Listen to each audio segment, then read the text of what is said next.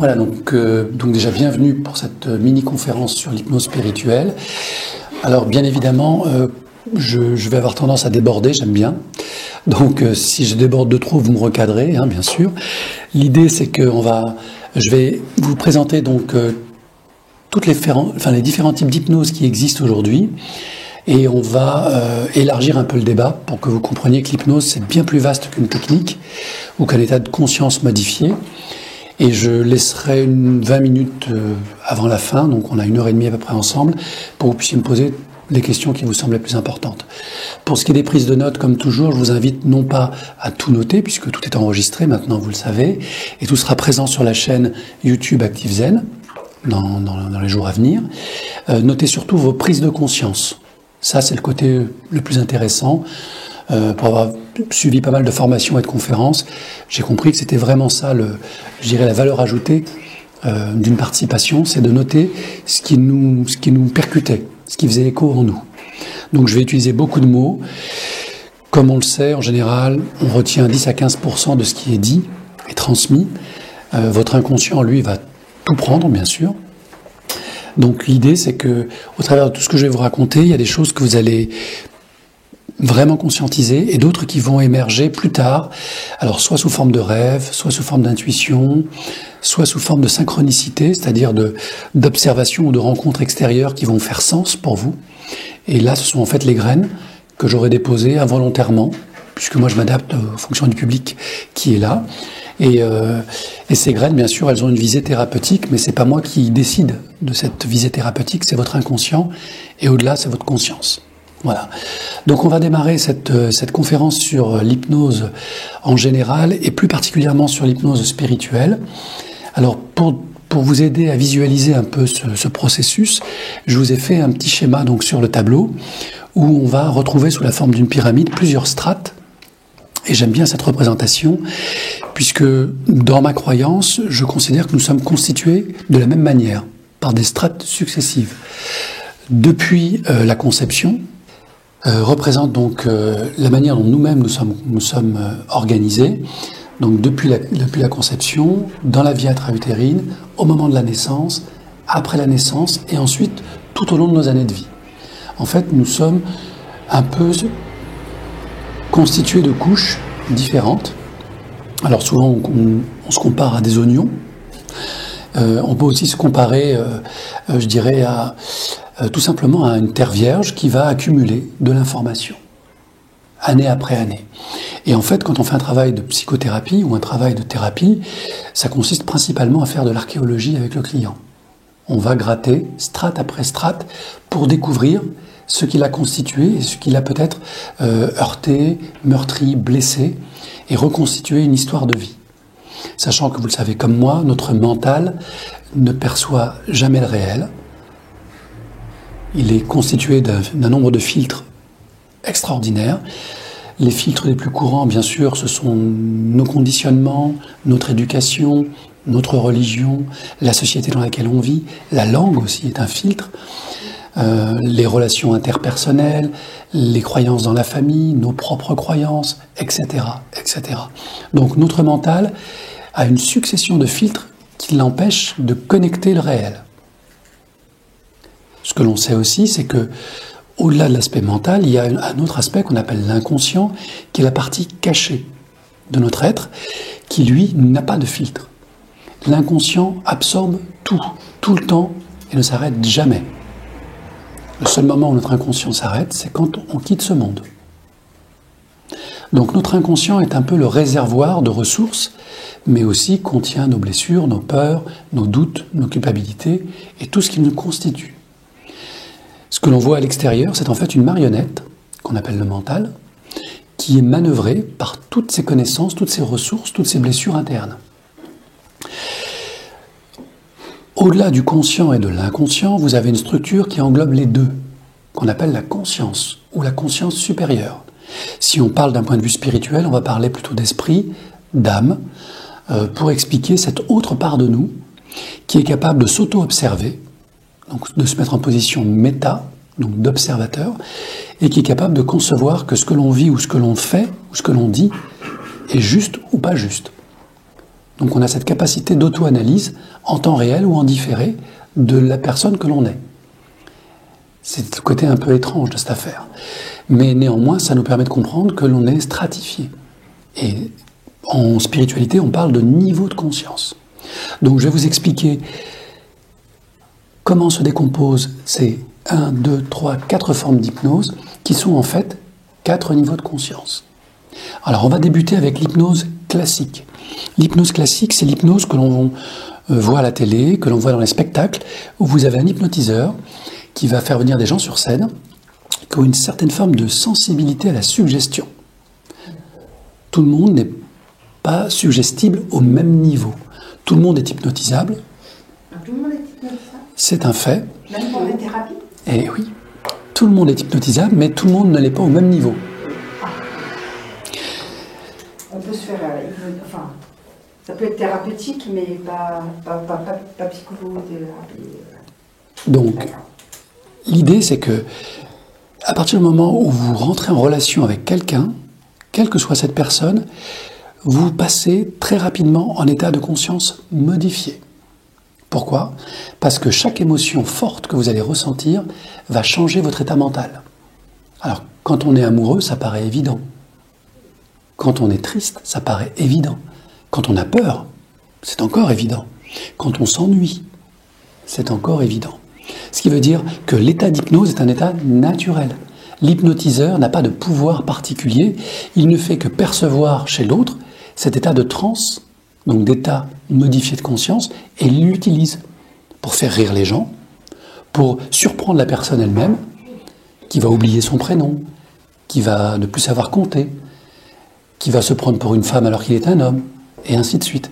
Donc vous voyez, on peut jouer avec l'imaginaire de la personne, un peu malgré elle, mais si elle est venue sur scène, c'est qu'elle accepte de jouer le jeu. Donc il y a une part de nous qui accepte le jeu. Et l'hypnotiseur va simplement se glisser entre l'inconscient et le conscient. Et il va poser des suggestions.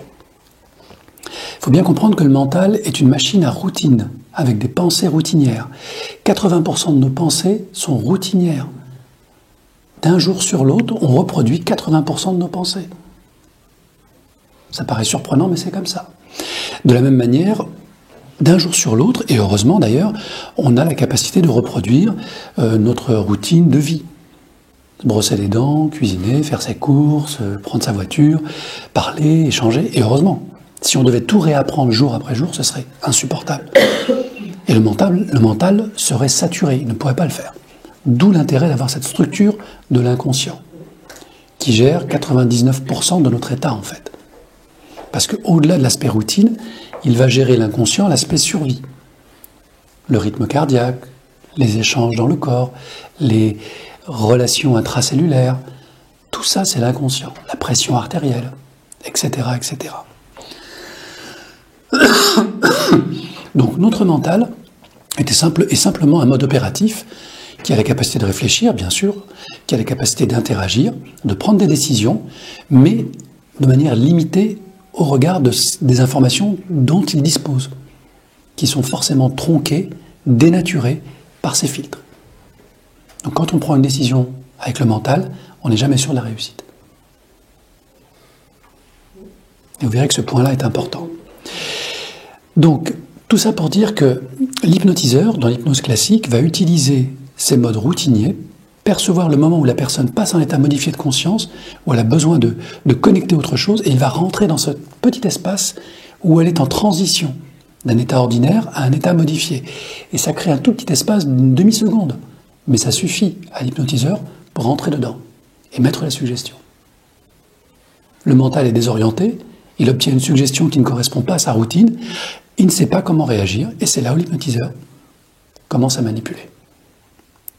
Et la personne n'a pas d'autre choix que de se laisser manipuler. Puisqu'elle a... La personne, elle est en état de stress, puisque sa routine est cassée. Donc l'hypnotiseur donne une réponse et soulage l'état de stress. Donc la personne fait. La limite de ça, c'est que la personne fait parce qu'elle considère qu'elle peut faire, que c'est légitime pour elle, ça n'est pas nuisible, et que ça correspond à ses valeurs et ses croyances. C'est la seule limite. Pourquoi ? Parce que comme je vous l'ai expliqué, on a un état de métaconscience qui surveille ce qui se passe, même si on est en transe. Donc si ça ne correspond pas à nos croyances profondes, notre conscience nous réveille. C'est-à-dire nous remet en état de routine et en état de veille. Et donc là, l'action de l'hypnotiseur est arrêtée. C'est pas un lien aussi après avec la manipulation. Mais si. Les manipulateurs, absolument. Les manipulateurs ou les grands manipulateurs pratiquent de manière intuitive ou expérimentée, parce qu'ils ont pris des cours pour ça, l'hypnose conversationnelle qu'on verra plus tard avec l'hypnose ericksonienne ou la PNL. D'accord ?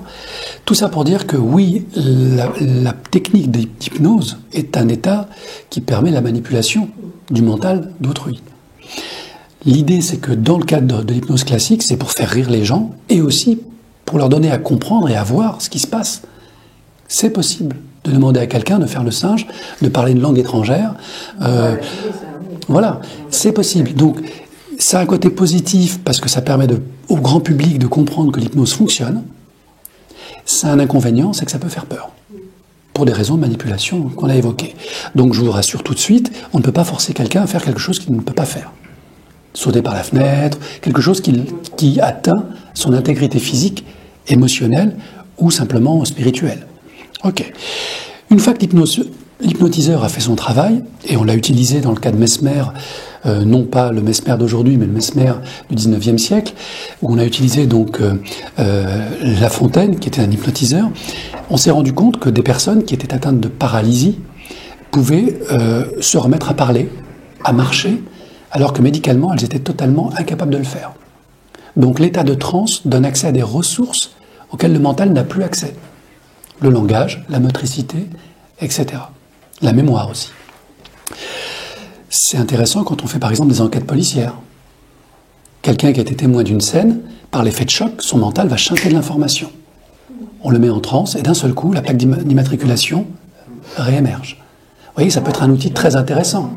Eh oui. Et c'est exactement ce qu'on va utiliser dans l'aspect thérapeutique. Quand on est enfant, on n'a pas la maturité d'un adulte. Donc on va vivre des scènes, voir des scènes, ressentir des choses et pas les comprendre. On ne va pas savoir les classer. Donc ça va dans ce qu'on appelle vulgairement la poubelle. C'est pas la poubelle du tout. C'est les archives. C'est un facteur de résilience aussi. Exactement. Ça va dans les archives. Le mental n'est pas capable de gérer. L'inconscient dit OK, survie. Hop, je mets de côté. Choc, trauma. Plus tard, quand la personne deviendra adulte, avec l'hypnothérapeute, on va aller dans les archives et l'inconscient va libérer, si la personne est prête à accueillir l'information, la fameuse information traumatique, de manière symbolique ou de manière littérale. Et là, on va comprendre. Je vais vous donner un exemple très précis, puisque là, on va aborder l'hypnose ericksonienne, dans le cas d'une personne qui avait une phobie. Et cette phobie donc était liée déjà aux ascenseurs. Elle ne pouvait pas rentrer dans les ascenseurs. Elle se sentait claustrophobe. Et ça, après, ça se prolongeait dans les métros, les voitures, les trains. Enfin, ça devenait vraiment invivable pour elle. Et en plus, elle voyageait beaucoup. Donc, il y avait ce premier point de blocage, tout ce qui était intra-utérin, à l'enfermement, au niveau inconscient. Donc, il a fallu traiter ce problème-là. Deuxième problème lié à cette personne, problème de maladie, puisqu'elle avait une espèce d'intoxication aux métaux lourds, et en l'occurrence au mercure. Donc, cette maladie qui traînait depuis pas mal d'années l'handicapait fortement. Donc, il y avait ces deux problèmes-là. Quand on est juste thérapeute, on entend les mots et on fait parler la personne jusqu'à ce qu'à un moment, ça se révèle. Ça peut prendre des années. C'est l'approche de la psychanalyse, c'est l'approche de la psychothérapie. Ça peut être rapide, mais en général, ça prend des années. Il faut le temps à l'inconscient de lâcher l'information et le temps au mental de l'intégrer. Ça peut être très long. Le mental est très long. En hypnose, on fait différemment. On écoute l'inconscient. On ne reçoit pas un client malade, on reçoit des symptômes, et dans ces symptômes, une information. Et dans cette information, la guérison. La personne, elle vient avec son problème, et elle vient aussi avec sa solution. Donc l'hypnothérapeute, comme le thérapeute, est, je dirais, équipé pour entendre l'inconscient. Dans le cas de cette personne, c'était très simple. Je l'ai écoutée pendant une demi-heure, et au bout d'une demi-heure, je ne savais toujours pas comment aborder le sujet avec elle. Où est-ce que j'allais travailler? En énergétique ou en hypnose? Et à un moment, j'ai lâché prise, mon mental a lâché prise, c'est-à-dire le côté réflexion, lourd, lent, et je suis passé en mode intuitif. Donc je me suis mis en transe, comme je fais 9 fois sur 10. Donc pour ça, c'est les techniques d'auto-hypnose. On apprend à se mettre en transe instantanément. Et une fois que je me suis mis en transe, le discours de la personne est devenu évident. Ça m'est tombé dessus comme une intuition. Et là, j'ai compris qu'effectivement, le problème n'était pas lié à la personne, mais à son trauma. Et le trauma, c'est qu'elle avait perdu sa maman quelques années avant. Et donc, j'ai compris que son intoxication au mercure était liée au fait qu'elle n'avait toujours pas vécu la cure de sa mère. Donc, elle n'avait pas fait le deuil de sa maman. Mère, cure. Eh oui. Donc, l'inconscient est littéral. C'est le langage des oiseaux. Il donne l'information tout le temps. Quoi que vous fassiez, quoi que vous disiez, votre inconscient parle tout le temps, tout le temps, tout le temps. Ce qui fait la force des manipulateurs qui sont à l'écoute de ça et qui savent utiliser ce discours de l'inconscient. Bien sûr, sur le mode thérapeutique, on va utiliser ces mots et ces ressentis et on va les transformer en accompagnement et en guérison. Mais comme je vous l'ai dit, la guérison, elle est déjà chez la personne. Notre boulot à nous, c'est de révéler ça. Donc quand je lui ai dit « Mercure, vous devez faire le deuil de votre mère », bien évidemment, une émotion énorme s'est installée en elle. Son visage a changé de couleur, elle est devenue cramoisie, et les larmes sont sorties. Et pourtant, ça faisait 7 ans que sa maman était partie. On aurait pu penser que le deuil était fait. Et elle parlait de ça de façon très légère et normale, entre guillemets, mais ce n'était pas du tout le cas. Donc je dis « Ok, maintenant je sais où aller. Quel outil utiliser, puisque c'est bien là que ça pêche. » Vous pensiez avoir fait le deuil, et le deuil n'est toujours pas fait. Alors peut-être au niveau de l'adulte, mais certainement pas au niveau de l'enfant intérieur. Et c'est lui qui a besoin d'être guéri. Et c'est lui qui parle par votre inconscient. Ok ? D'où la claustrophobie, d'où l'intra-utérin, d'où la mercure. Voilà, juste un petit exemple pour illustrer, mais j'en aurais beaucoup à vous donner par rapport à cette pratique. Donc l'hypnose classique permet de comprendre que l'état d'hypnose est non seulement une technique, mais un état naturel. L'hypnose ericksonienne, Milton Erickson, psychiatre des années 50, qui utilise l'hypnose de manière très originale, justement en dialoguant en permanence avec l'inconscient. Il invente ou il met au goût du jour ce qu'on appellera l'hypnose conversationnelle. C'est-à-dire qu'on n'est plus dans les passes magnétiques, on n'est plus dans le « dormez, je le veux », tout ça on oublie. On met la personne dans un état de lassitude, de relaxation, de transe naturelle. Et une fois qu'elle est dans un état de transe naturelle, on dialogue uniquement avec son inconscient. Souvent, mes clients me disent « Mais je comprends rien à ce que vous me dites. » Et je leur réponds « C'est normal, c'est pas à vous que je parle, c'est à votre inconscient. »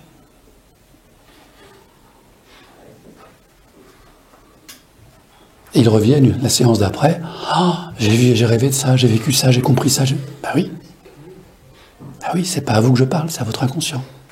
Jusqu'à ce que vous appreniez à parler vous-même avec votre inconscient. Parce qu'il vous parle à vous aussi tout le temps. Par les maladies, les émotions, les douleurs, les rêves. Il nous parle tout le temps, notre inconscient. C'est son boulot. Il faut encore apprendre à l'écouter. Donc Milton Erickson, qui découvre, suite à une grave maladie qu'il a eue, cette façon de communiquer avec l'inconscient et la conscience des autres, parce qu'il a été paralysé pendant plus d'1 an, et on l'avait donné quasiment pour mort, et il s'est auto-guéri, en restant coincé sur sa chaise, et à telle enseigne que sa maman décrit qu'il avait la capacité, en étant totalement paralysé, de faire bouger sa chaise. Et il explique qu'on le mettait devant la fenêtre et qu'il s'imaginait en train de courir, en train de s'amuser. Il avait 16-17 ans quand il est tombé malade de la poliomyélite. Et son médecin de famille a dit à sa mère « Mais il ne passera pas la nuit, votre fils. » Il a réussi à le guérir complètement. Tout seul, au bout d'1 an. Mais pendant 1 an, il a tout appris de comment je communique avec mon inconscient et comment je perçois l'inconscient des autres. Il a repris des études, il a fait des études de médecine, de psychiatrie, il est devenu psychiatre dans un grand hôpital aux États-Unis. Il a créé un laboratoire d'hypnose, pas très loin de l'hôpital, et on lui a envoyé tous les cas critiques, tout ce qu'on ne savait pas traiter. Et il a obtenu des guérisons extraordinaires. Mais toujours pareil, en essayant de surprendre toujours le client.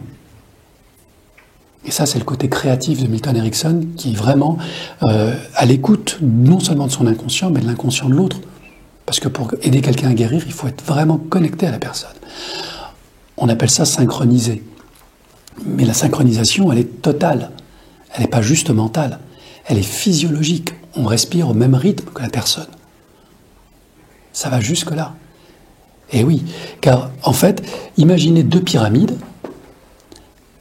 Les deux pointes, ce sont notre mental, qui ne se touche pas, qui se regarde, mais les deux bases, elles, se touchent. Et bien les deux inconscients se touchent. En ce moment même, dans cette salle, tous nos inconscients communiquent. C'est tellement vrai que si vous mettez un groupe de femmes dans un bureau, dans un service, patientez 1 an, et elles auront leurs règles en même temps. C'est dans les troupeaux, c'est toujours comme ça. C'est comme ça. Dans les troupeaux. C'est l'instinct grégaire. Eh oui, c'est l'instinct grégaire. Elles auront leur cycle en même temps, par solidarité. Non, quand même pas. Par solidarité. Après, c'est la Eh oui. compétition C'est aussi. que tout le monde soit fécondé en même temps. Ça se met, si l'entente est bonne, ça se met en place tout seul. C'est bien la preuve que nos inconscients communiquent tout le temps ensemble. On ne peut pas faire autrement. Quand vous tombez amoureux de quelqu'un ou quand quelqu'un vous séduit, c'est pas votre mental qui choisit la personne. Ce sont vos gènes, vos anticorps, c'est votre inconscient. C'est votre compatibilité éventuelle pour procréer qui se met en place. Après, votre mental, bien longtemps après, va dire « Oh, il est intelligent, elle est belle. » Ok, il va chercher des justifications, mais la vérité, c'est que ça ne se passe pas comme ça. C'est d'abord inconscient, c'est d'abord énergétique, c'est de l'information qui passe. Donc, vous voyez, il se passe beaucoup de choses, finalement, sous le mental. Et ça se passe, mais pourquoi? Enfin, pourquoi ces deux-là? Pourquoi ces deux inconscients-là Alors, c'est électrochoc? eh bien, on essaiera de l'aborder dans la partie spirituelle. Mais sur la partie physiologique, vous avez déjà un début d'explication. Est-ce que nous sommes compatibles, génétiquement parlant, pour assurer une descendance? C'est purement animal. Voilà. C'est pas nous qui décidons. Les odeurs, les phéromones, tout ça, c'est pareil. En fait, votre mental, c'est quelqu'un qui s'est amusé à faire ça, je ne sais plus qui c'est. Il s'est amusé à calculer le nombre d'unités d'information captées par le mental et le nombre d'unités d'information captées par l'inconscient. Et il avait évalué que le mental captait 2000 unités d'information à la seconde. Une couleur, un son, 2000 unités. L'inconscient, c'est 4 milliards à la seconde. 2000 versus 4 milliards. Donc en ce moment même, votre inconscient capte une foultitude d'informations, la pression de l'air, l'humidité, les photons qui passent dans votre corps, le magnétisme terrestre, le magnétisme cosmique, tout ça, vous ne le percevez pas. Et pourtant, votre inconscient, lui, le gère. La pollution, les vibrations, les sensations, voilà. Il fait tout ce boulot-là. Et vous n'en êtes absolument pas conscient. Le taux de sang, le taux de sucre dans votre sang, et ainsi de suite. Ok ? Donc 2000 versus 4 milliards. Milton Erickson l'avait découvert parce qu'il avait passé 1 an à faire de l'introspection et à vouloir se battre pour survivre. Il a vécu très vieux, il est mort vers 80 ans et il a eu des guérisons extraordinaires. Milton Erickson, donc, avec cette hypnose conversationnelle, a fait découvrir au monde qu'on pouvait tout à fait parler à quelqu'un et le mettre dans un état de transe et lui faire des suggestions de guérison. Ces suggestions de guérison, donc toutes ces suggestions de guérison, elles peuvent être immédiates ou différées. La personne peut guérir tout de suite ou dans 6 mois. Donc quelqu'un s'est dit, tiens, c'est pas mal cette pratique-là, ça veut dire que je peux programmer mon mental. Donc si je faisais de la programmation neurolinguistique, est-ce que ça permettrait aux gens d'utiliser leurs ressources au bon moment?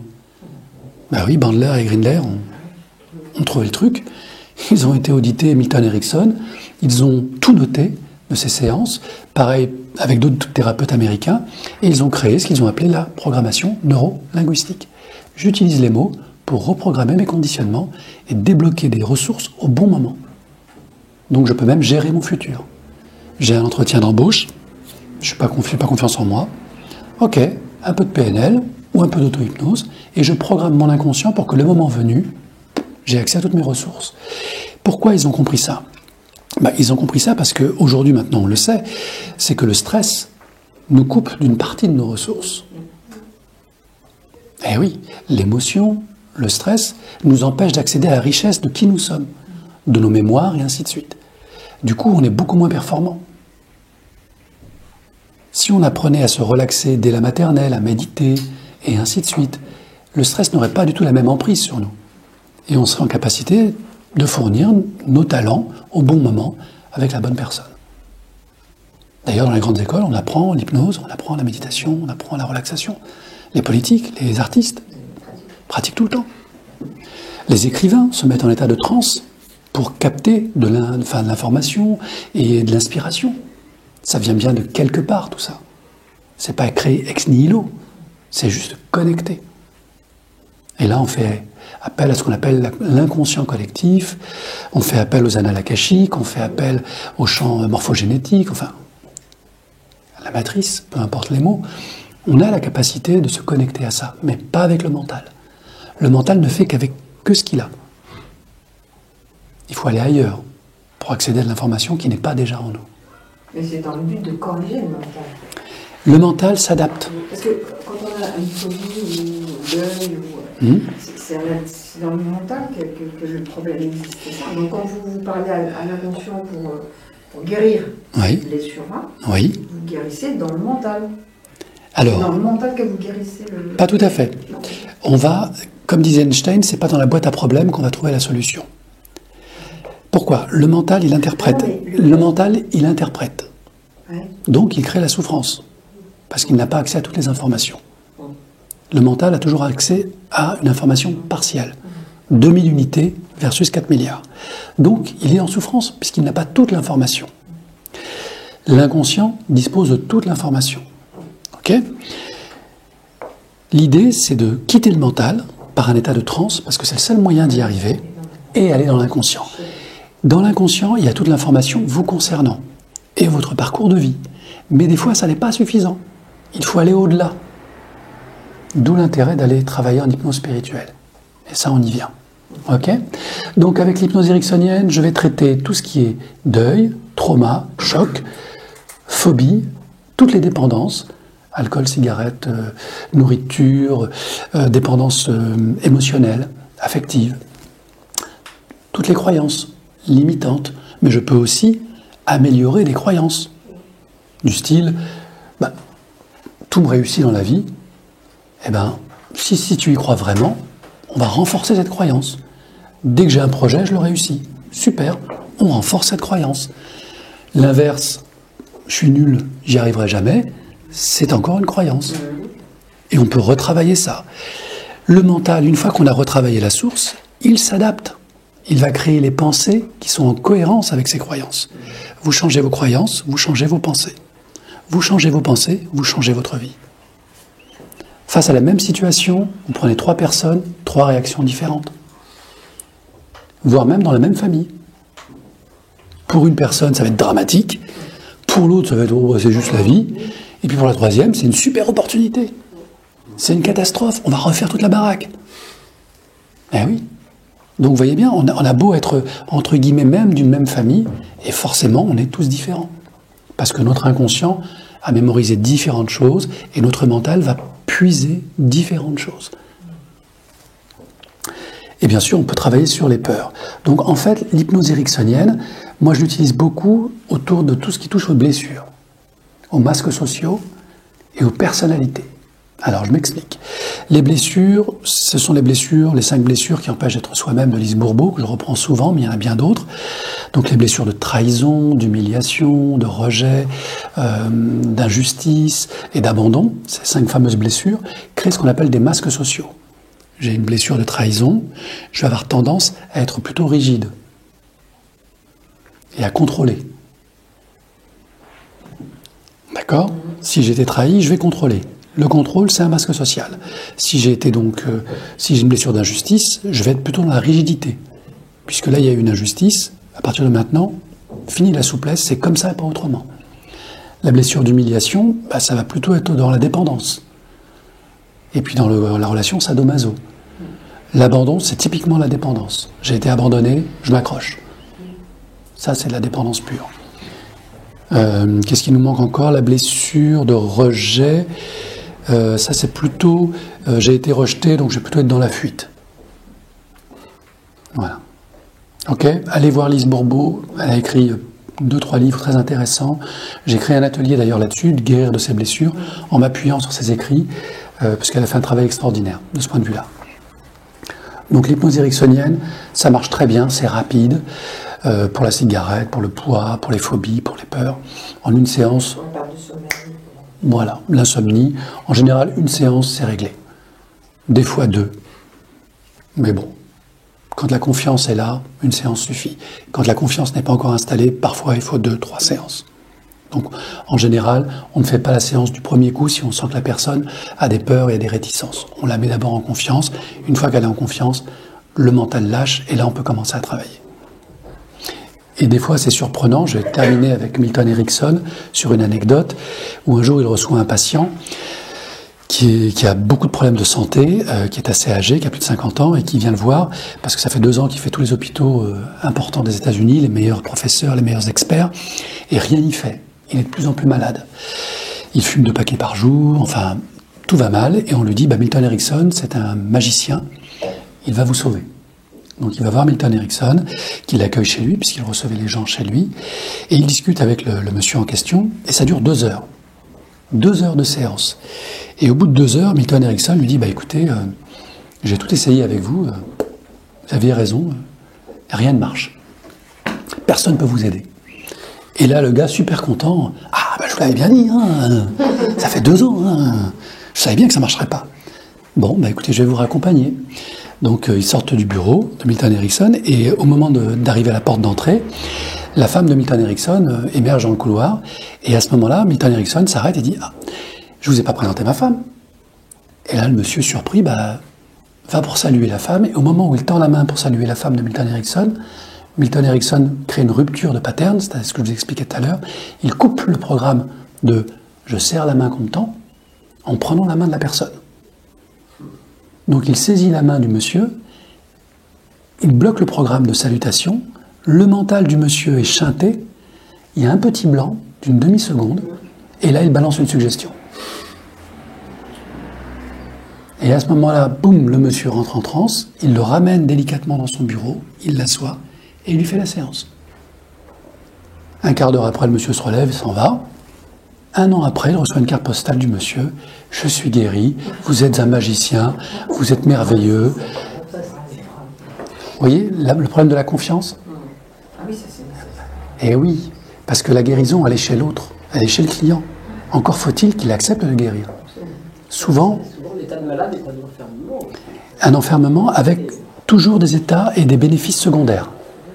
Voilà. Considérer le malade comme un malade est une erreur d'appréciation. C'est une personne qui a une pathologie. Donc il faut travailler avec la personne, pas avec la pathologie. C'est malheureusement une des erreurs fréquentes de l'accompagnement. On va traiter un malade. Un malade, ça n'existe pas. C'est une personne qui porte une pathologie, qui se développe par des symptômes. Donc Milton Erickson, il a travaillé avec la personne et pas avec la maladie. Ok ?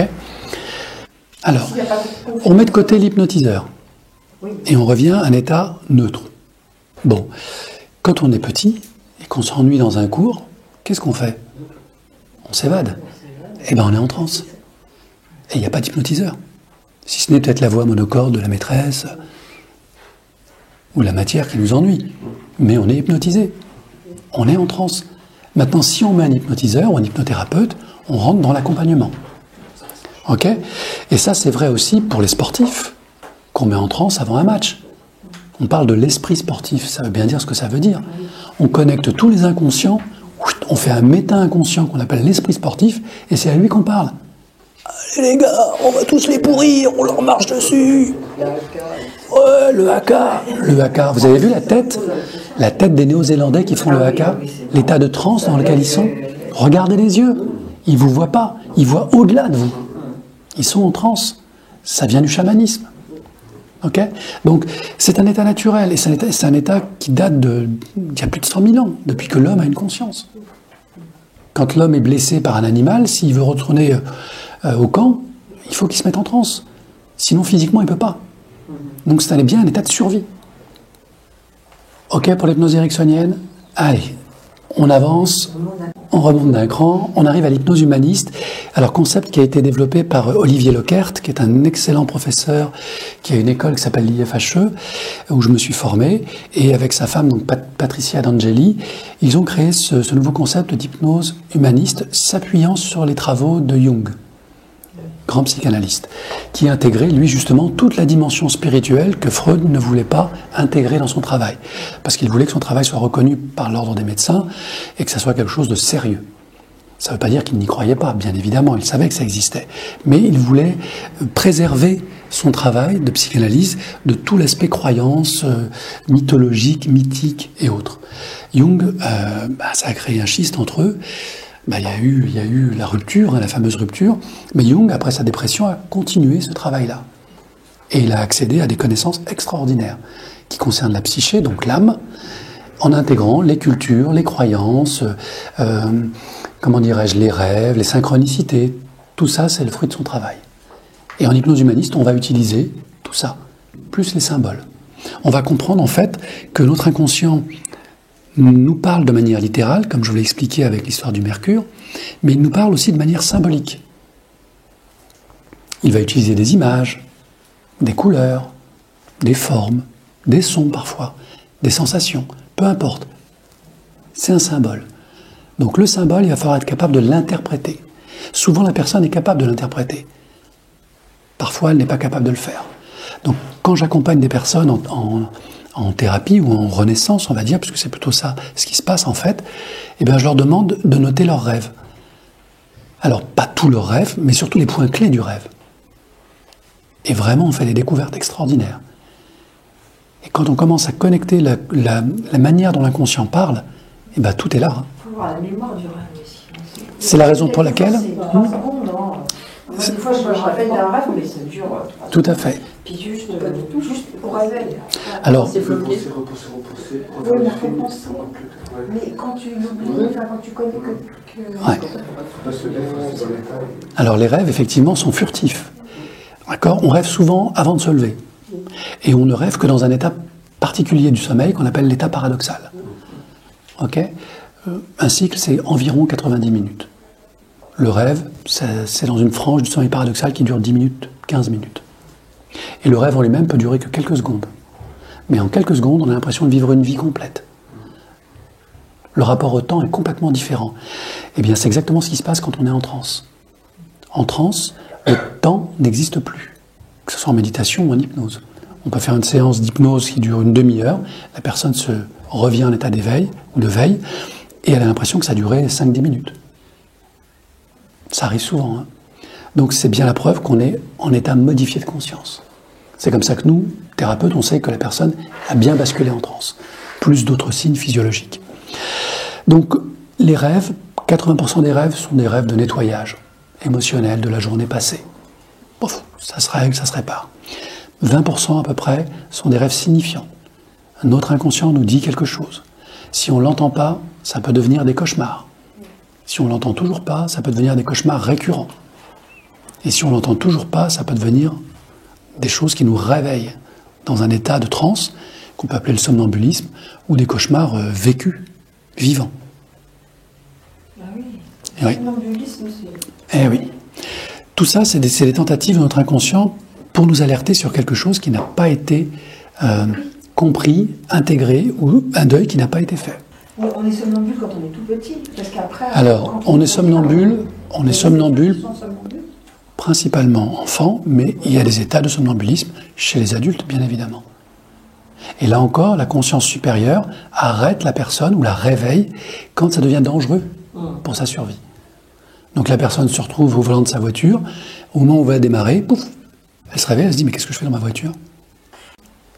Parce qu'il y a la conscience qui surveille. Non, mais pourquoi d'un seul coup on n'est plus somnambule?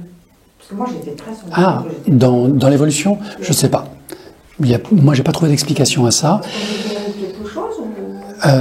Alors, soit on est guéri de quelque chose, mais l'hypothèse que je pose, c'est plutôt que l'inconscient a trouvé de nouvelles façons de faire. Parce qu'en étant adulte, on a élargi notre champ d'action.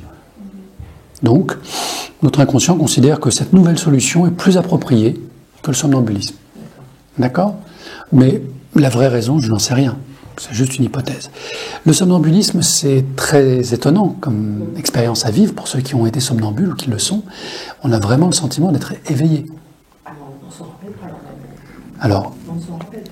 on ne se rappelle pas de ce qui nous a éveillés, mais quand on est dans l'état de somnambulisme, on est totalement éveillé. Et vous pouvez parler avec un somnambule et il vous répond.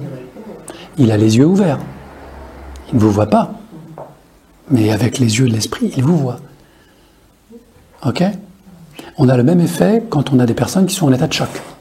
Après un accident de voiture, un conflit, une explosion, vous parlez aux personnes, elles vous parlent, mais en même temps, elles ne sont pas là. Ok ? Donc cet état de transe, il est naturel. C'est un état de survie. Ok. L'hypnose humaniste, on va travailler, comme je vous l'ai dit au début, comme un archéologue, sur 5 strates qui ont été prédéfinies. La première strate sur laquelle on va travailler, c'est l'état de l'enfant intérieur blessé. On a tous été des enfants, cet état d'enfance est toujours en nous. Il faut vraiment vous considérer comme des poupées russes. Rien ne disparaît. Tout est là. L'adulte que vous êtes héberge l'enfant que vous étiez. Avec toutes ces croyances de l'époque, toutes ces émotions de l'époque, toutes ces souffrances de l'époque. Certains ont été guéris par la vie d'adulte. Certains ont guéri leurs blessures par des réussites extraordinaires, en se mariant, en ayant des enfants, peu importe, en étant artiste peintre, écrivain. Ils ont guéri une partie de leurs blessures, d'autres non, ou pas totalement. Beaucoup de ces blessures se trouvent à ce niveau-là. Donc l'enfant intérieur blessé, c'est la première étape de guérison que l'on pratique en hypnose humaniste, où on va travailler sur une personne qui est en souffrance, mais qui ne sait pas d'où vient son problème. Autant en hypnose ericksonienne, on arrive à définir le point clé, le moment où ça s'est déclenché, souvent. Autant en hypnose humaniste, quand la personne vient nous voir, elle ne sait pas d'où ça vient. Elle a un mal-être, elle n'arrive pas à se réaliser, elle n'arrive pas à trouver un couple, à créer un couple, elle n'arrive pas à réussir au travail, mais elle ne sait pas pourquoi. C'est diffus pour elle. Dans sa famille, elle s'entend plus ou moins bien, et en général, ce qui est alertant pour moi, c'est quand la personne me dit « mais vous voyez, je suis pas malheureuse ou malheureux, mais je suis pas heureuse. » Quand j'entends ça, ça m'alerte. Je me dis, tiens là, on commence à toucher à des choses structurelles. Voilà. On touche à des on touche à des structures fondamentales, des racines. Il faut bien comprendre qu'en hypnose ericksonienne, on est plutôt dans les symptômes. On va traiter les symptômes, mais rien n'empêche la racine de créer un autre bourgeon. Donc on appelle ça le symptôme glissant. J'étais dépendant de la cigarette, j'arrête la cigarette, hop, je me mets à manger. Ah, symptôme à glisser. On corrige le symptôme de la nourriture, hop, l'insomnie. Ah, et ainsi de suite. On peut s'amuser longtemps comme ça. Hein. Des fois c'est définitif et des fois ça glisse. Symptômes. L'hypnose humaniste, on va oublier les symptômes et on va aller directement à la racine. La racine du mal-être, première étape, l'enfant intérieur blessé. On accompagne la personne dans un état modifié de conscience qui est très différent de l'hypnose ericksonienne. En hypnose ericksonienne, l'hypnothérapeute imaginait que c'est un garagiste qui ouvre le capot de l'inconscient de la personne, qui trifouille les câbles, qui change la batterie et les pièces. Il referme le capot et la personne, elle repart, elle ne sait pas pourquoi et comment elle guérit. Mais elle a guéri. Et tout va bien. Plus de claustrophobie, plus d'agoraphobie, plus de TOC, génial. En hypnose humaniste, c'est pas du tout ça. En hypnose humaniste, on n'ouvre pas le capot, on invite la personne à élargir son niveau de conscience pour qu'elle aille elle-même plonger dans le capot. Et nous, on fait le garagiste formateur. Et on lui dit, voilà, il faut aller là. Et aujourd'hui, dans le moteur, on va aller voir l'enfant intérieur blessé. Et vous allez rencontrer votre enfant intérieur blessé, et je vais vous accompagner dans le processus de guérison pour que vous guérissiez vous-même, en pleine conscience, votre enfant intérieur blessé. On est d'accord, si on parle de l'enfant intérieur blessé, c'est qu'il y a une partie qui est saine, et il y a une partie qui est blessée. Et ce qui nous intéresse dans la thérapie, c'est la partie blessée. Une fois que c'est fait, l'enfant intérieur est guéri, on le réassocie à la personne, en général symboliquement dans le cœur, et la personne repart avec son enfant intérieur complet. Je vais vous donner une idée de jusqu'où peut aller le trauma de l'enfant intérieur blessé. J'accompagnais une femme comme ça sur son chemin de guérison, et elle ne voyait rien, ne percevait rien. Elle était sur son chemin, et je lui dis, mais cherchez, appelez votre enfant intérieur, il va arriver. Elle me dit non, J'appelle, je vois quelques arbres, mais c'est tout. Je dis ok, et à un moment, il me vient une intuition. Et ça, c'est important quand on fait de l'accompagnement, il faut être en transe quelque part, soi-même. Et je dis, mais regardez par terre, il n'y a pas quelque chose qui attire votre attention? Il me dit non, c'est de la terre. Je dis, mais regardez bien. Elle me dit, si, il y a un petit caillou blanc. Je dis, ah, eh bien, grattez un petit peu pour voir ce caillou. Et elle commence à gratter ce caillou. Et puis elle me dit, mais c'est pas un caillou en fait, c'est un morceau de porcelaine. Je dis, ah, intéressant. L'idée de l'archéologie. Elle continue à gratter, puis elle retire un petit morceau de porcelaine. Je lui dis, à quoi ça ressemble? Puis j'en sais rien, c'est un peu courbé. Je dis, ok, grattez encore un peu à côté.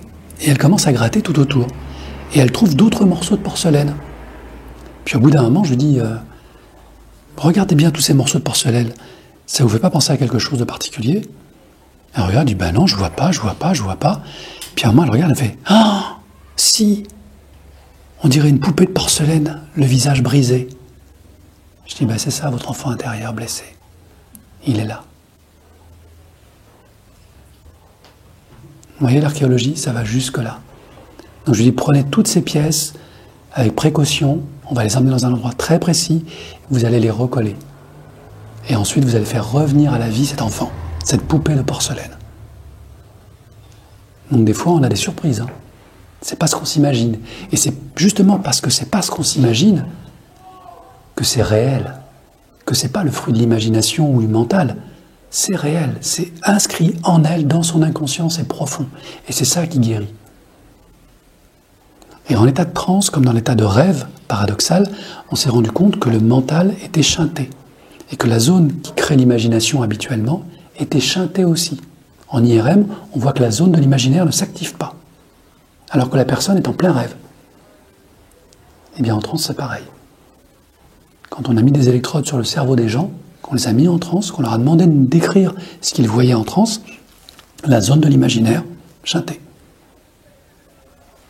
Pas de son, pas d'image. Et pourtant, la personne vit quelque chose. Et émotionnellement très fort. Ok. C'est juste pour vous donner une idée de la profondeur de ce travail-là. Quand ce travail est fait, que la personne a réussi à reconnecter cet enfant intérieur, qu'elle l'a réintégré en une séance, en général, parfois en 2 séances. Là, j'ai un cas spécifique où il a fallu 4 séances, mais parce que là, il y avait une grosse blessure, avec des deuils intérieurs. Enfin, ça a été un peu plus long que prévu, mais il y est arrivé, et c'est vraiment une grande libération pour cette personne-là, ce monsieur. Mais en général, 9 fois sur 10, une séance suffit. Ensuite, on va travailler le féminin intérieur blessé. Toute la structure féminine, toute l'énergie féminine. Qu'on soit homme ou femme, on a tous cette dimension féminine en nous. Les hommes ont des oestrogènes, les femmes ont de la testostérone. Donc on a ces 2 polarités, yin et yang en nous. On va travailler sur le féminin intérieur blessé, et là pareil, on va accompagner la personne pour guérir la part féminine qui a été blessée, abusée, rejetée, trahie, meurtrie. La guérir et la réintégrer. On fait pareil avec le masculin. Je rencontre beaucoup de clientes en ce moment qui ont un masculin très développé. Elles sont très yang. Mais du coup, ça pourrit leur relation sentimentale. Elles ont été formatées comme ça, et elles ne comprennent pas pourquoi elles échouent à créer un couple et une vie de famille. Parce qu'elles ont un masculin qui est surdéveloppé, au détriment de leur féminin. Et une des choses que j'ai découvertes avec toutes ces années de pratique, c'est combien la féminité ne coule pas de source. C'est comme la maternité. Ça a été pour moi une découverte. Et oui, être une femme, c'est pas évident du tout. C'est pas évident.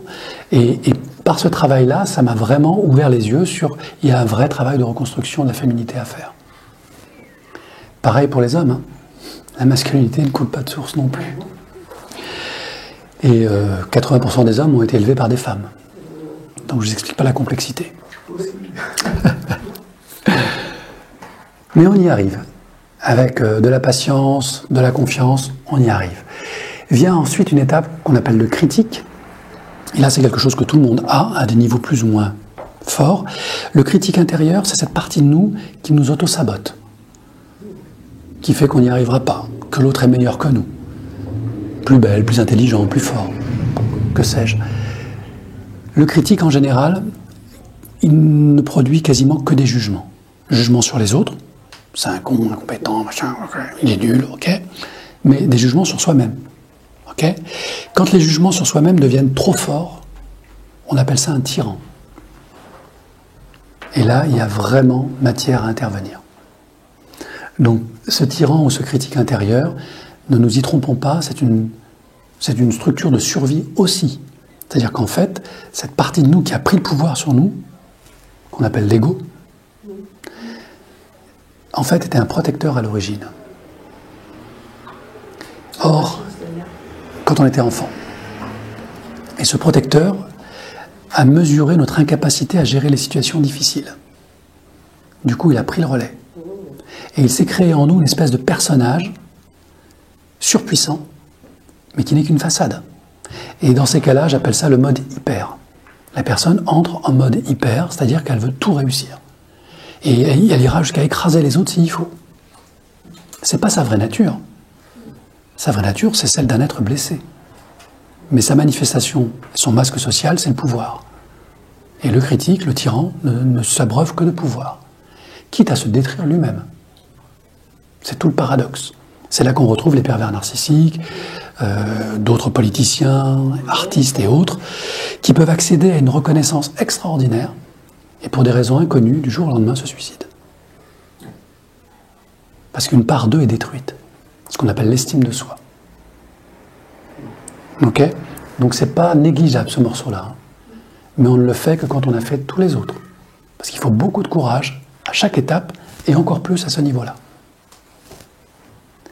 Quand ces 4 étapes sont traitées, réparées, guéries, apaisées, pacifiées, on passe au niveau de ce que j'appelle le sage. Alors le sage, on peut élargir l'acception en intégrant le concept de conscience.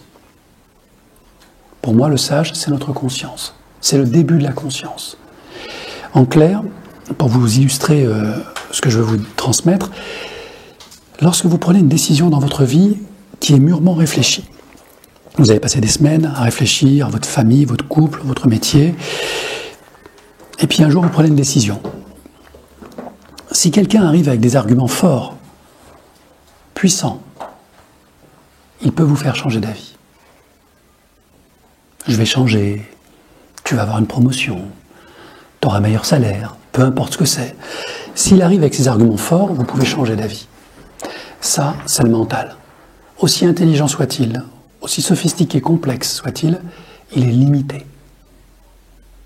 Si maintenant on change de paradigme, vous prenez une décision structurante qui change votre vie, ça ne passe pas par la réflexion uniquement, ça passe par un état d'être. Vous le sentez dans vos tripes, dans votre cœur, que c'est là qu'il faut aller, c'est ça qu'il faut faire. En général, les gens disent « j'ai pris cette décision en mon âme et conscience ». Quand on en arrive là, fini. On peut vous apporter tout l'or du monde, toutes les promotions de la Terre, c'est terminé. Vous n'êtes plus accessible à la manipulation. Ok ? Donc c'est bien la preuve qu'il existe un niveau supérieur en nous, en chacun de nous, qu'on appelle la conscience, notre sage intérieur, qui nous dit, ben voilà, hier j'avais tout ça, et bien tout ça pour moi n'a plus aucune valeur à mes yeux. C'est fini. Oui. Est-ce que le sage peut être encore un enfant intérieur blessé? Eh non. Alors? Ça se passe là. Ah oui. C'est-à-dire que c'est forcément, on a forcément... Eh oui. Eh oui. C'est vrai? Eh oui. C'est la raison pour laquelle, en fait, on peut faire l'enfant intérieur, rester 1 an, 10 ans avec ça, et tout va bien, puis reprendre son chemin en travaillant sur son féminin, son masculin, parce que quelque chose en nous veut grandir. Une des réalités de cette nature dans laquelle nous sommes, c'est l'évolution. On ne peut pas passer outre. C'est l'évolution. Et comme disait encore Einstein, la vie c'est comme le vélo, si on arrête de pédaler, on tombe. La vie c'est l'évolution. Donc, comme c'est évolutif, ça ne peut pas être régressif. Ce qui est acquis est acquis.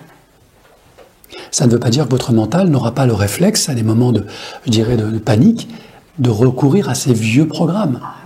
Parce que rappelez-vous, on n'efface rien. L'information est toujours là. On va simplement l'utiliser comme matière première pour changer. Et il y a un moment, vous allez préférer une façon d'agir plutôt qu'une autre. Et vous allez vous reprogrammer en multipliant cette nouvelle façon d'agir. Vous créez une nouvelle routine. Mais ce qui a été est. L'inconscient n'efface rien. Pas plus que la conscience. Tout est là.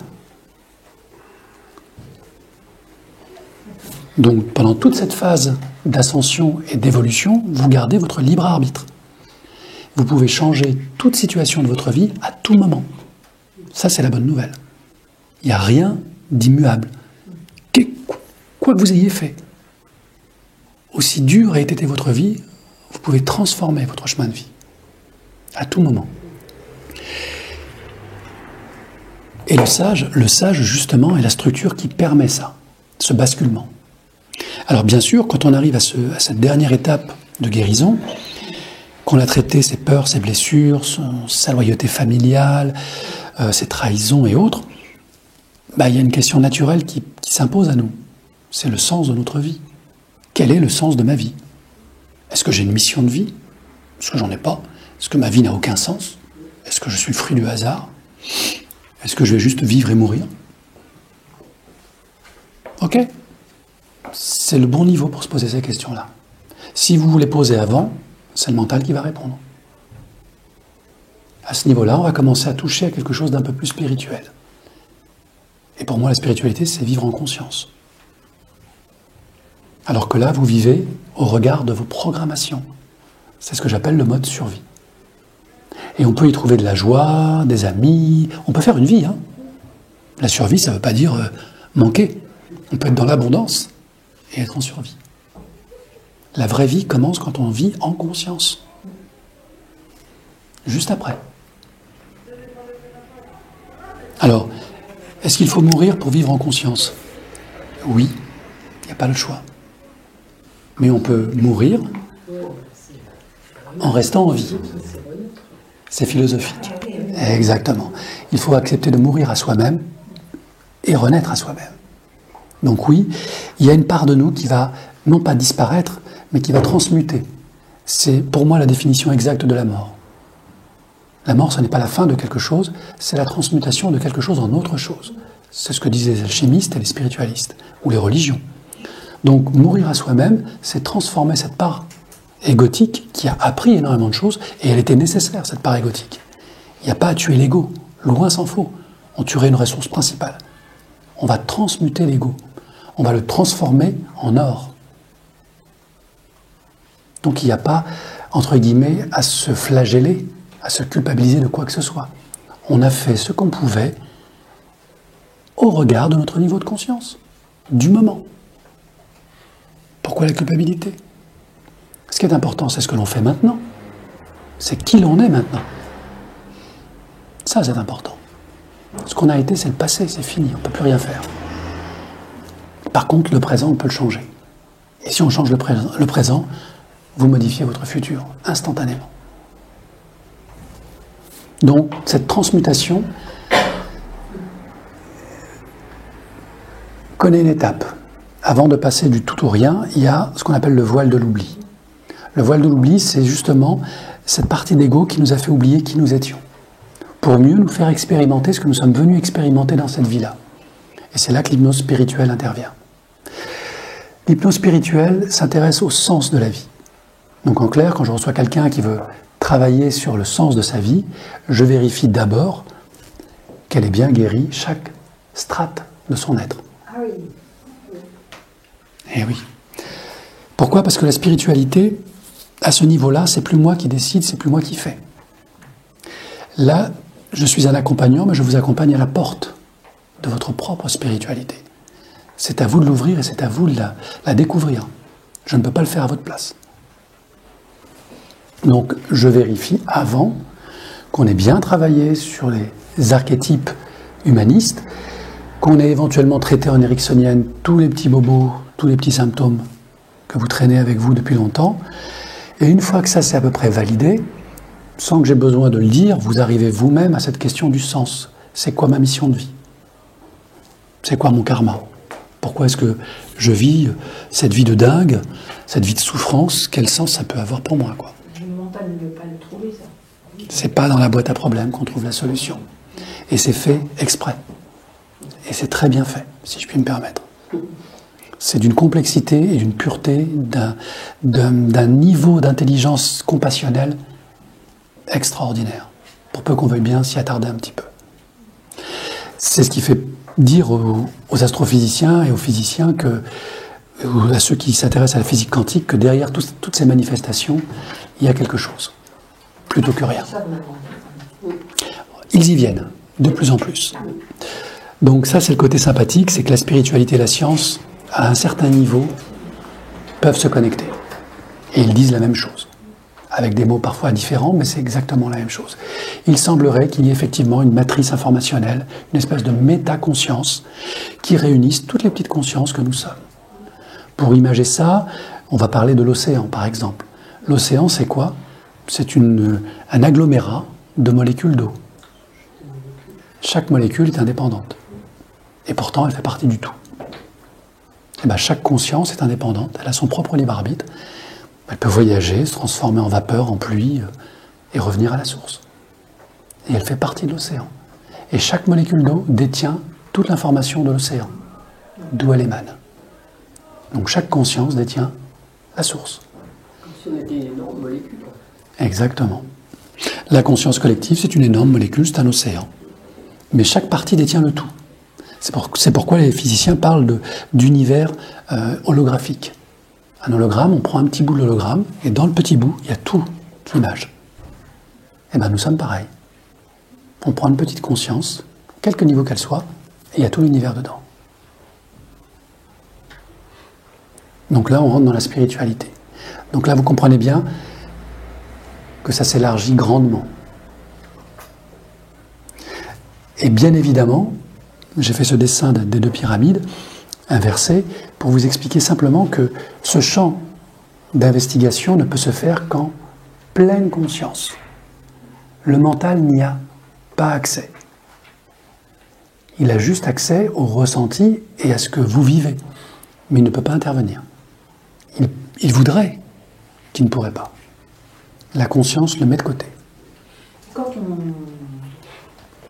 Alors, dans les rêves, vous avez différents niveaux de rêves, les rêves de nettoyage, les rêves signifiants, thérapeutiques, dont on a parlé, et vous avez une autre forme de rêve qu'on appelle les rêves lucides.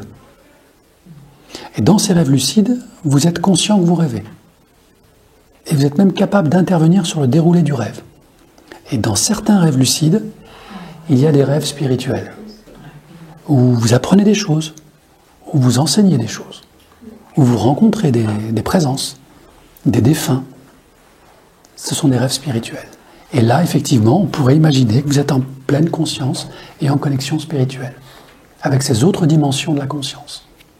Puisqu'on sait aujourd'hui, depuis le cas de Pamela Reynolds, que je vous invite à aller voir sur Internet, Pamela Reynolds, comme la marque de stylo, on sait maintenant depuis 1991 que la conscience n'est pas le fruit du cerveau. Elle n'est pas locale. D'où les NDE, les expériences de mort imminente, où les gens racontent qu'après un accident, un choc, un trauma, ils quittent leur corps, ils s'élèvent, et ils vont à la rencontre, au travers un tunnel lumineux, de parents défunts, d'anges, de territoires extraordinairement beaux, et ainsi de suite, puis reviennent violemment dans leur corps, parce que leur temps n'est pas fini. Leur mission de vie n'est pas terminée. Le cas de Pamela Reynolds, qui a été suivi par des médecins, par des machines, a prouvé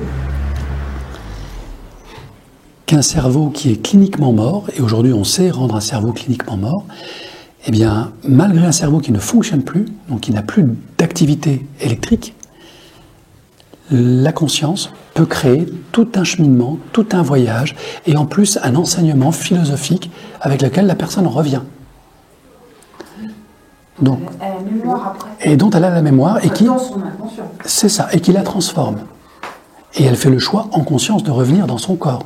Et dans le reportage, elle le dit très bien, je suis revenu pour terminer l'éducation de mes enfants. Je ne pouvais pas laisser mes enfants comme ça. Donc elle a fait ce choix en conscience. Et là où ça perturbe la médecine et certains médecins, c'est qu'un cerveau qui est en mode dégradé devrait produire de l'information dégradée. Or, ce dont on se rend compte, c'est que l'information est encore plus performante avec un cerveau éteint qu'avec un cerveau allumé. Il y a un problème. C'est juste pas normal sur le plan physiologique. Donc voilà un peu les paradigmes qui sont en train de changer depuis maintenant une dizaine, vingtaine d'années. Allez voir aussi, allez lire les livres très intéressants du docteur Jean-Jacques Charbonnier, anesthésiste à l'hôpital Timone, qui a écrit énormément de bouquins là-dessus. Vous avez aussi, qui est-ce qui est intéressant, Eben Alexander, une carte du paradis, qui raconte aussi, alors lui c'est encore plus passionnant puisque c'est un neurologue de profession, diplômé d'Harvard, enfin une pointure en la matière, qui a été atteint d'une méningite foudroyante et qui pendant 7 jours est tombé dans le coma. Et au regard des connaissances de l'époque, c'est-à-dire des années 2000-2005, je ne sais plus exactement la date, il devait mourir. Il n'avait aucune chance de s'en remettre, puisque la méningite foudroyante mangeait littéralement son encéphale. Donc le support de notre conscience était bouffé. Donc il devait mourir, non seulement il ne meurt pas, il revient à la vie. Au bout de 15 jours, 3 semaines, il recommence à parler un petit peu. Et quand il se remet à parler, ce qui est déjà extraordinaire, il recouvre sa motricité et il se met à raconter quoi? Une expérience de mort imminente. Avec un cerveau en état mécanique, incapable de faire quoi que ce soit.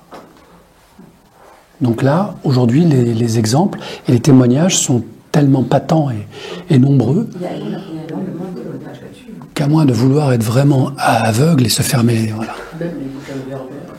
Voilà, absolument. Oui, absolument. Et on peut remonter à l'Antiquité. On peut remonter à l'Antiquité, aux Sumériens, aux Égyptiens, qui ont connecté ces mondes-là, qui sont revenus avec ces informations-là, avec leurs mots à eux. La Bible est pleine de NDE, si on sait lire les mots. Les Russes ont beaucoup travaillé là-dessus. Et ils ont même été plus loin. Avec les Américains, ils ont utilisé la capacité de certains psychiques à projeter leur conscience pour espionner des bases militaires. Tout ça, vous l'avez dans mon manuel Lao Tzu. Vous comprenez que la conscience va très très loin. Elle n'est pas locale. Donc en hypnose spirituelle, pourquoi est-ce qu'on n'utiliserait pas la capacité extraordinaire de notre conscience d'aller voyager dans d'autres dimensions? Ce faisant, on accompagne la personne, on va la mettre en relation avec ses guides, ou son guide, puisque dans la spiritualité, on considère que nous sommes tous accompagnés, et que nous avons un ou plusieurs guides. Ça peut être quelqu'un de notre famille, ou quelqu'un qui n'a jamais été incarné avec nous. C'est comme ça. Donc quand je parle d'incarnation, je sous-entends la loi du karma, donc la loi de réincarnation. Là encore, on y croit, on n'y croit pas. Faites vos recherches.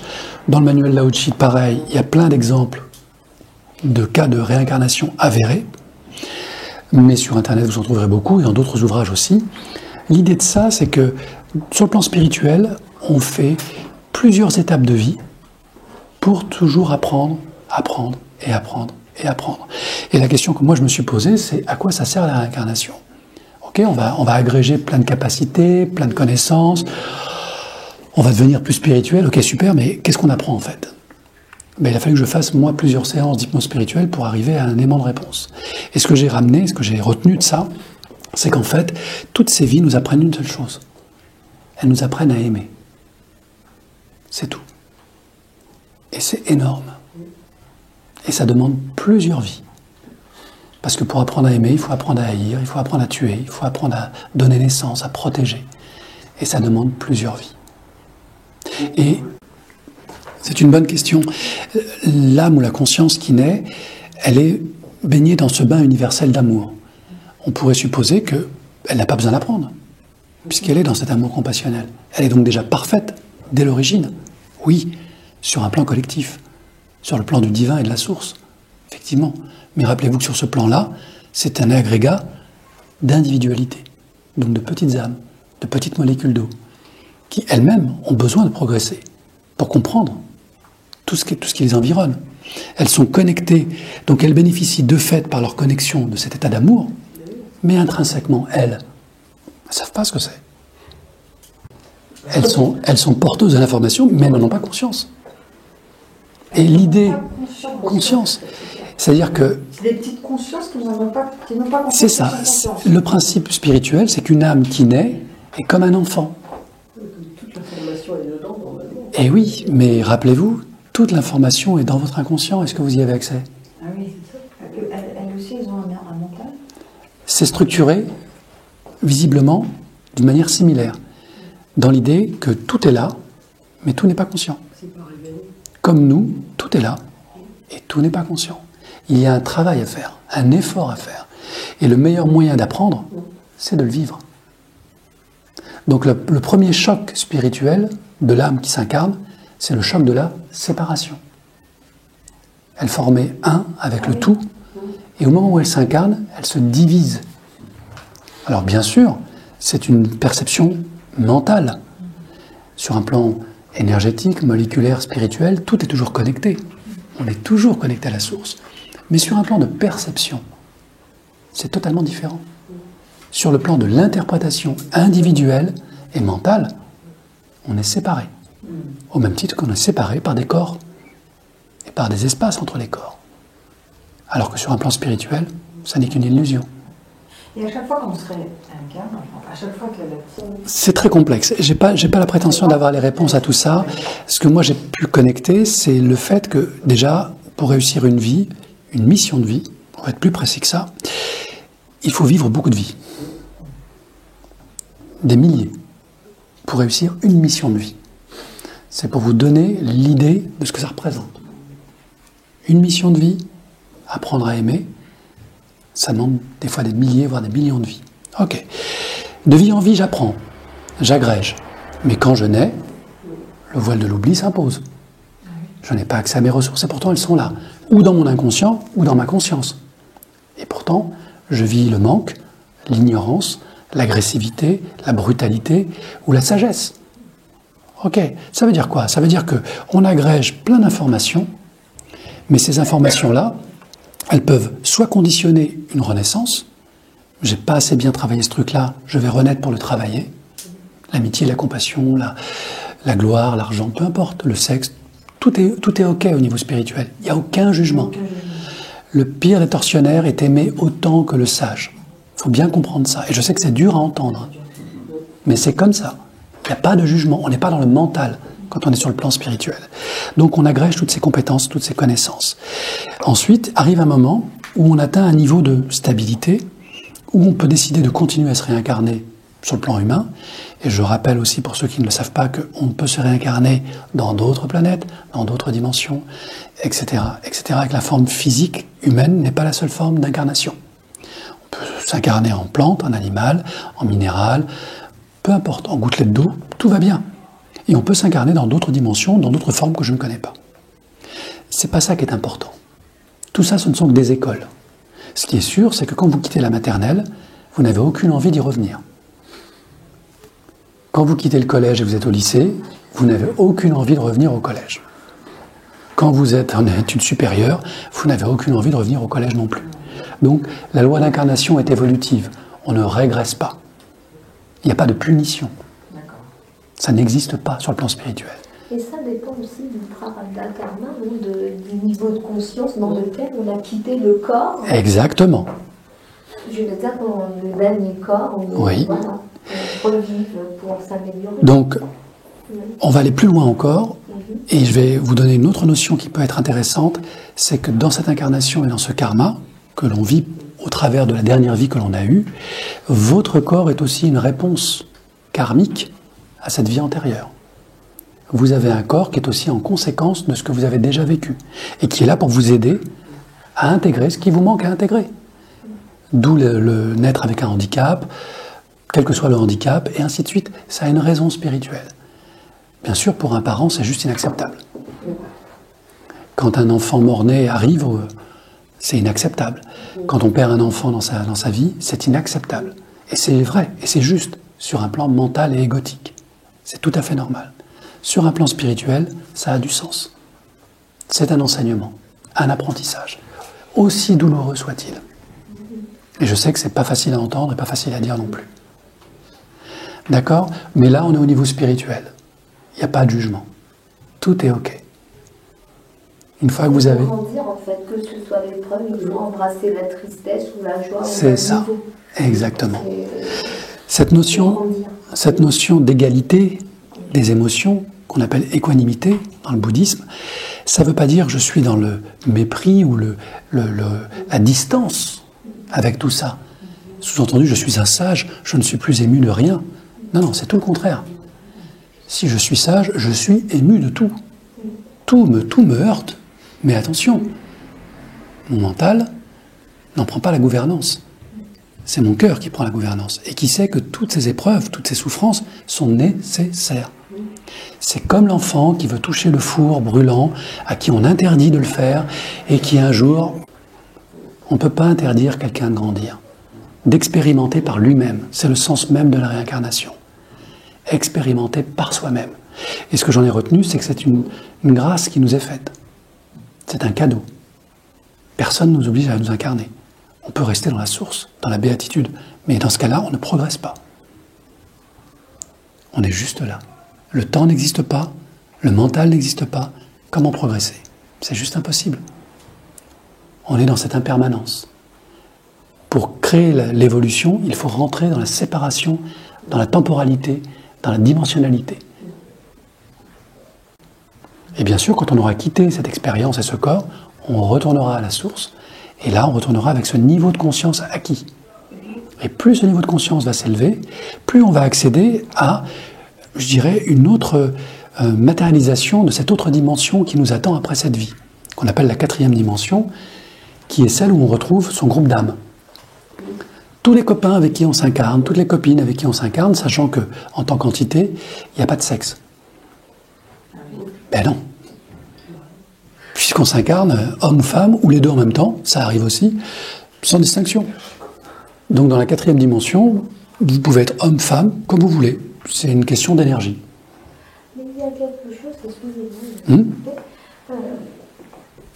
on dit que quand le cerveau meurt, il y a un autre cerveau qui souffre juste un peu avant et on arrive à percevoir les âmes qui nous attendent. Oui. Quand le cerveau humain se referme et l'autre s'ouvre un instant. Alors, pour qu'on puisse voir ceux qui nous attendent. Tout à fait, tout à fait. Ceux qui nous attendent les âmes. Ça, si vous allez dans des maisons de fin de vie, vous l'entendez souvent. Moi, j'ai eu des infirmières et des responsables d'instituts, justement, où on accompagne les personnes mourantes dans leurs dernières semaines, derniers jours de vie. Ça peut être des gens très jeunes, hein. Malheureusement, ça ne concerne pas que des personnes très âgées, ça concerne aussi des jeunes. Et souvent, pas tout le temps, on va dire, allez, une fois sur deux, elle vous raconte que la personne en question était hyper stressée la veille, à ne pas dormir, peur de la mort, ce qui se comprend. Et elle revient la voir le lendemain, et la personne est souriante, détendue, relaxée, et elle ne comprend pas pourquoi. Est-ce que c'est la morphine? Est-ce que c'est... Non, ça fait déjà 3 mois qu'elle est sous morphine. Qu'est-ce qui s'est passé? Et pour les personnes qui sont à l'écoute et qui prennent le temps de discuter avec les personnes, eh ben elle leur explique que tonton est venu me voir, maman est venue me voir, grand-mère est venue me parler. Comment ça? Oui, elle était là au pied du lit, elle était là comme je vous vois, et elle m'a dit qu'elle m'attendait, que tout allait bien se passer. Et que je pouvais faire la paix, pardonner et partir en paix. C'est comme une jeune fille qui a eu un grave accident de voiture, qui sont des sorties, bon, des dégâts physiques, mais... chaque anniversaire de l'accident de voiture, elle revoit sa marraine qui est décédée et qui revient lui dire il faut que tu continues à vivre et tout. Excellent. Donc ces visions-là, voilà, ces visions-là, malheureusement, bien souvent, elles sont traitées comme des illusions, par la psychiatrie entre autres, mais pas seulement, par des créations mentales qui sont là pour compenser la souffrance et tout. Des fois, c'est vrai. C'est des hallucinations. Et c'est vrai que le mental peut créer des hallucinations. Mais bien souvent, ce n'est pas des hallucinations. C'est une vraie connexion. Comment on le sait? J'ai un peu peur, enfin, elle est jeune. Oui. Alors, je dirais, ces manifestations-là, elles sont là pour nous aider justement à passer des épreuves de deuil, à nous donner courage, et on est régulièrement encouragé, hein, que ce soit dans les rêves, dans les rencontres. Tout le monde n'est pas croyant, mais si vous êtes croyant, priez, parce que ça fonctionne très bien. Si vous croyez en votre ange gardien, parlez-lui, parce que ça marche très bien. C'est le fruit de mon expérience. Si vous n'êtes croyant de rien, parlez à votre cœur, c'est une autre façon de faire. Ok, le cœur, c'est plus le mental. Et on sait que le cœur perçoit des choses que le mental ne perçoit pas. Et on sait aussi que le cœur perçoit de l'information qu'il peut garder pour lui. Et que le mental ne connaîtra jamais. Et le cœur, C'est différent de la conscience? Le cœur, c'est notre conscience centrale. Nous avons dans le cœur physique 40 000 neurones. Dans le chakra du cœur qui se trouve ici, on a une connexion à cette 4e dimension qui permet justement de connecter à ces informations-là. Alors des fois, sur la connexion, il y a de la friture. Hein. Et la friture, c'est le mental. Donc, on peut rencontrer dans ce voyage spirituel, d'hypnose spirituelle, qui dure en moyenne 2 à 3 heures, hein, quand même, c'est une longue séance d'hypnose. Hein. On peut rencontrer donc son groupe d'âmes, ses guides. On peut avoir accès à ce qu'on appelle les annales akashiques, c'est-à-dire ce savoir universel qui concerne non seulement la planète, mais d'autres mondes. C'est ce qui fait que aujourd'hui, on a des gens qui inventent des trucs complètement dingues, qui sortent de nulle part et qui font grandir l'humanité. Ça vient d'ailleurs. Vous avez donc les vies antérieures. Vous avez aussi un phénomène qui a tendance à s'accélérer aujourd'hui, j'explique pourquoi toujours dans le manuel Lao Tzu, de conscience. Il y a de plus en plus de conscience qui s'éveille, comme des lotus. Poum, poum, ça pousse de partout. Des qualités spirituelles qui s'éveillent, des perceptions extrasensorielles qui s'éveillent. C'est le moment. C'est le temps de l'apocalypse, ce qui veut dire le temps des révélations.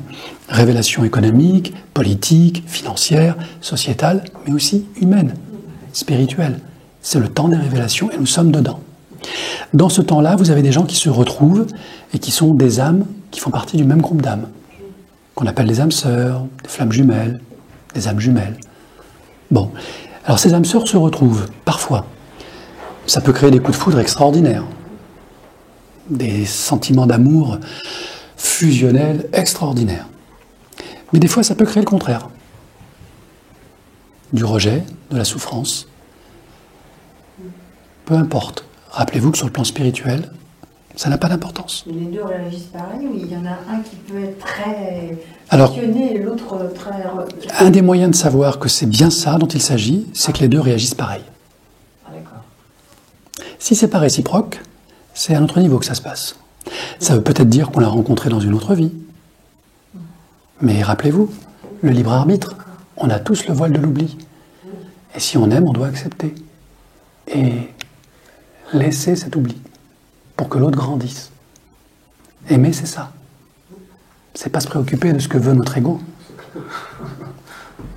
Et c'est parfois douloureux que d'en être conscient. C'est ça. C'est ça.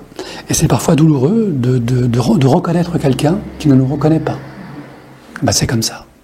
Et ça m'est arrivé. Et c'est un moment de bonheur immense. Mais je le garde pour moi.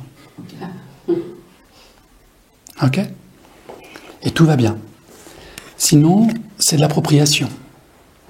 Et là, on n'est plus vraiment dans un chemin d'évolution, on est dans un chemin de stagnation, et on a le droit de stagner. Et dans ce cas-là, on va vivre la souffrance qui va avec. Puisque rappelez-vous, dans le mental, il y a toutes nos imperfections, toutes nos peurs, toutes nos blessures, tous nos conditionnements. Donc voilà, on va bientôt terminer cette présentation. Donc ce voyage dans cette 4e dimension est bien sûr le fruit d'un long travail personnel de guérison d'abord, et d'expérimentation. Ensuite, quand on en arrive là, à la porte de la spiritualité dans l'hypnose spirituelle, moi je suis le gardien des processus, donc je vous accompagne, mais ce n'est pas moi qui ouvre la porte. Ça peut être vous, votre guide, ou rien. Ça arrive. Sur les 20 ou 30 séances que j'ai pu faire, il y a eu 2 séances qui n'ont pas fonctionné. La personne est revenue avec quand même de l'information émotionnelle, mais elle n'a pas eu accès. La cité ne s'est pas ouverte pour elle. Ça ne veut pas dire qu'elle n'est pas prête, pas capable. C'est qu'elle a d'autres choses à travailler d'abord. C'était pas le bon moment. C'est ça. C'est parce qu'il y a une ligne qui n'est pas résolue. Il y a d'autres sujets à travailler prioritaires. Alors, on n'est pas obligé d'avoir tout travaillé, attention. Hein. Ah oui. Ah, c'est ce que j'ai dit tout à l'heure. On n'est pas obligé d'avoir tout travaillé, mais on doit avoir travaillé les points essentiels. Ah oui. Alors, là, rappelez-vous, on est dans le cadre de l'accompagnement en hypnose. Hein. Bien évidemment, sans passer par l'hypnose, la méditation, le yoga, le qigong, on a accès aussi à cette 4e dimension. Par l'amour, en aimant sincèrement, par les randonnées, les pèlerinages, les prières dans un temple. Il y a plein de moyens. J'ai envie de dire que cet amour inconditionnel est tellement puissant et beau qu'il nous a donné énormément de moyens d'y accéder. Il ne l'a pas concentré que chez des gourous, dans des ashrams. Non, non. Tout concourt à ça. Se connecter à une plante, à une fleur, à un animal, et boum, ça vous ouvre les portes du cœur. Et vous y allez.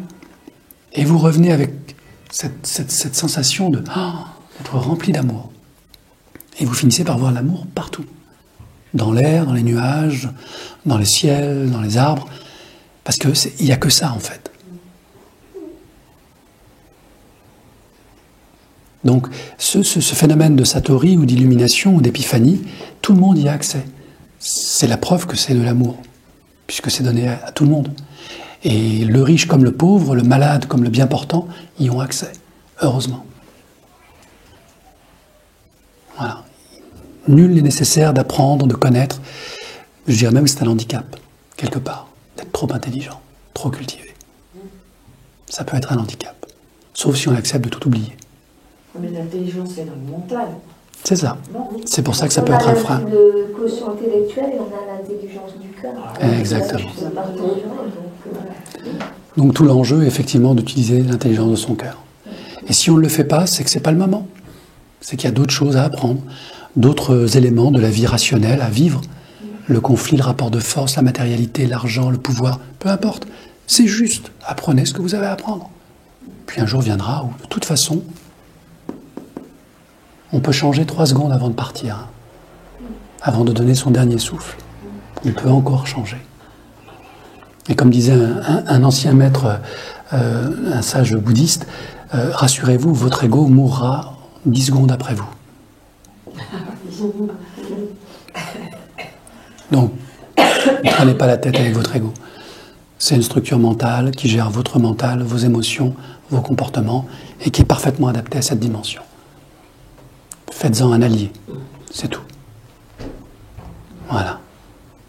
Est-ce qu'il y a encore des questions avant qu'on se quitte? On a fait un long voyage. C'est rempli. Et alors justement, moi j'avais lu dans la Prime Jeunesse les livres du docteur Moody, je crois. Raymond Moody, oui. La régression d'âge et autres. Quel est l'intérêt de faire ces fameuses régressions d'âge? Ah oui, ça... L'intérêt, il est toujours relatif. Ça dépend de là où vous en êtes dans votre vie. Qu'est-ce que vous cherchez? Quel est l'élément de réponse que vous cherchez en faisant ça? Qu'est-ce qui vous questionne? Et est-ce que c'est le bon usage? Est-ce que c'est le bon outil? Des gens viennent me voir pour des problèmes de régression d'âge, de vie antérieure, de guidance. Et en fait, le problème se trouve bien ailleurs. Et à des niveaux plus bas. C'est-à-dire des niveaux d'incarnation. Hein.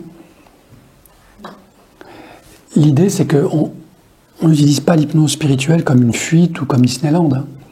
C'est vraiment un cadeau qu'on se fait quand on est prêt à se le faire, c'est-à-dire quand on a vraiment travaillé sur le reste. Et parfois, avec l'hypnose ericksonienne ou l'hypnose humaniste, on obtient des réponses, hein, qui peuvent être, et qui sont souvent spirituelles aussi, qui ont les 2 facettes. Donc il n'est pas nécessaire d'aller jusque-là. On peut résoudre des problèmes sans passer par des séances d'hypnose, de toute façon. Absolument, c'est ce que j'ai dit tout à l'heure, absolument. L'hypnose est un accélérateur. Mais il est limité aussi sur l'aspect spirituel. Sur tout le reste, il sera un accélérateur thérapeutique très puissant. Sur l'aspect spirituel, c'est pas moi, c'est pas nous qui décidons. Ça se passe ailleurs. Comme disait Zézette, chaque pot a son couvercle. Ah oui. Chaque problème... Chaque problème a sa solution. Chaque problème, c'est en fait la personne qui découvre qu'elle a ce problème-là à résoudre. Le vrai problème, c'est de savoir qu'on a un problème. Voilà, c'est ça. On le découvre en fait dans sa vie, dans son chemin de vie, on découvre qu'on a ce problème-là à résoudre, et après on choisit le moyen pour le résoudre. Alors c'est une des raisons pour lesquelles on est 5 milliards sur cette planète, ou 7 milliards. C'est que c'est bien souvent les autres qui nous aident à éclairer nos problèmes. Parce que nos problèmes, on est habitué, c'est notre zone de confort et notre zone de souffrance. On est comme le poisson rouge en son bocal. On est dedans. On ne se pose même pas la question de savoir si on a un problème, on est dedans. Depuis toujours. Heureusement qu'il y a les autres. Le couple, les enfants, le patron, le passant dans la rue. Heureusement qu'ils sont là. Ce ne sont pas nos ennemis. Ce sont nos enseignants. Ce sont nos enseignants. Et plus c'est dur pour nous d'accepter leur enseignement, plus le problème est profond. Ok, on ne fait que projeter ce qu'on a à l'intérieur. Et les autres ne sont que nos miroirs. Accepter ça, c'est déjà grandir. Mais vous êtes libre de ne pas grandir, aussi. Vous avez d'autres vies, tout va bien. Sur ce, je vais vous remercier, vous souhaiter un bon week-end. Ouais. Sur vous avez parlé des strates. Est-ce que c'est des strates vraiment c'est en profondeur ou ça fait partie plutôt de manière horizontale, c'est-à-dire que l'enfant intérieur blessé coexiste avec le féminin intérieur blessé Les poupées russes. Les poupées russes, pour moi, ça s'imbrique. Ça s'imbrique, c'est exactement ce qui se passe. Et je vais juste conclure avec ça pour que vous ayez une synthèse simplifiée. C'est que tout ce que je vous ai dit, c'est multidimensionnel. Ça ne se passe pas dans un univers, ça se passe dans plein d'univers en même temps. Je pense qu'avec ça, je vous ai bien simplifié le truc. Voilà.